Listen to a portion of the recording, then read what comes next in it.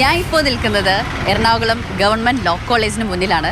ഇവിടെ 62കാരനായ ഒരു നിയമ വിദ്യാർത്ഥിയുണ്ട്. ആളുടെ വിശേഷങ്ങളൊക്കെ കേട്ട് ഞാൻ ഞെട്ടിത്തെറിച്ചിരിക്കുകയാണ്. ഇനി പ്രേക്ഷകരെ നിങ്ങളും ഒന്ന് ഞെട്ടിയിട്ട് വരൂ.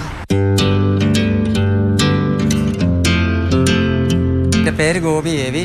എൻ്റെ നേറ്റീവ് പ്ലേസ് മഞ്ഞപ്രയാണ്, അങ്കമാലി അടുത്തത്. പോലീസിലായിരുന്നു. സീനിയർ സിവിൽ പോലീസ് ഓഫീസറായിട്ടാണ് റിട്ടയർ ചെയ്തത്. ഇവിടെ ഈ കോളേജിൽ ഞാൻ LLP ഫൈനൽ ഇയറിന് പഠിച്ച് ഏകദേശം കംപ്ലീറ്റ് ആയി. റിസൾട്ടായി വെയിറ്റിംഗ് ആണ്. 10ാം ക്ലാസ് കഴിഞ്ഞതിന് ശേഷം പിന്നെ 4 വർഷം പഠിക്കാൻ പറ്റിയില്ല.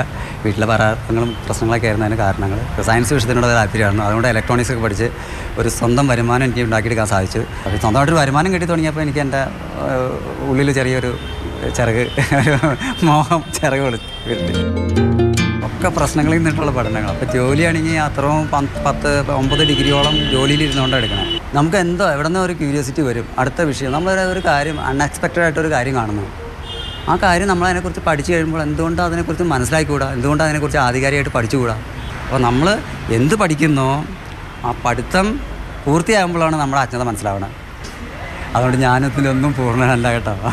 കഴിവിൻ്റെ പരമാവധി പഠിച്ച് ആ മിനിമം മാർക്ക് തന്നെയെങ്കിലും ഞാൻ മേടിച്ചിരിക്കും. കാരണം അത് സപ്ലി ഇല്ലാതെ.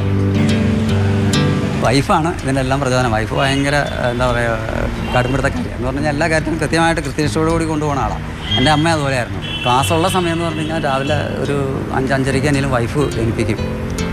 എനിക്ക് സമയം എന്ന് പറയും. ക്ലാസ് കട്ട് ചെയ്യുകയോ അല്ലെങ്കിൽ പുറത്തേക്ക് പോവുകയോ ചുറ്റി കറങ്ങി നടക്കുകയോ അതിനൊന്നും നമ്മളെ കിട്ടത്തില്ല. അതുകൊണ്ട് ക്യാമ്പസ് ലൈഫ് എന്നാലും നമ്മളത് എൻജോയ് ചെയ്തിട്ടുണ്ട്.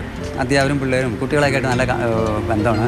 ഇപ്പോൾ നിലവിലൊരു 5 MA-യും 3 MSc-യും ഒരു M.Com-ഉം ഒരു MBA-യും ഒരു MSW-യും. മലയാളത്തിലൊരു PG എടുത്താൽ കൊള്ളാമെന്നുണ്ട്. പിന്നെ അതുപോലെ വിഷയങ്ങൾ കുറേ ഉണ്ട്. സംഗീതം അതൊക്കെ നമ്മുടെ വിഷയങ്ങളാണ്. ഏതായാലും 1 വർഷം ഗ്യാപ്പ് ഇടും, എന്നിട്ടേ പോകത്തുള്ളൂ. വൈഫായിട്ട് ചിലപ്പോൾ ഇത്തിരി മലപ്പിടുത്തം പിടിക്കേണ്ടി വരും. ആദ്യം മുതൽ തന്നെ വളരെ ക്രിയേറ്റീവായിട്ടുള്ള തിങ്കിങ് കപ്പാസിറ്റിയും കാര്യങ്ങളും ഒക്കെ കൃത്യമായിട്ട് നമുക്ക് മനസ്സിലാക്കാൻ സാധിച്ചിട്ടുള്ളൊരു വ്യക്തിയാണ്.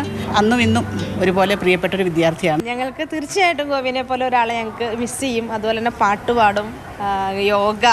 ഉഷാകിരണങ്ങൾ പുൽകി പുൽകി തുഷാരബിന്ദുവിൻ വദനം ചുവന്നു പകലിൻ മാറിൽ ദിനകരകരങ്ങൾ പവിഴമാലികകളണിഞ്ഞു. എന്തൊക്കെ വന്നാലും ഗോപി ചേട്ടന് പറയാൻ ഒന്നേ ഉള്ളൂ, ഇനിയും പഠിക്കും പഠിച്ചുകൊണ്ടേയിരിക്കും. അല്ലേ ഗോപി ചേട്ടാ? തീർച്ചയായിട്ടും. ക്യാമറമാൻ ബിനു തോമസിനൊപ്പം സ്നേഹാമോൾ നൈനാൻ, ഗോപി എ.വി. മാതൃഭൂമി ന്യൂസ്, കൊച്ചി.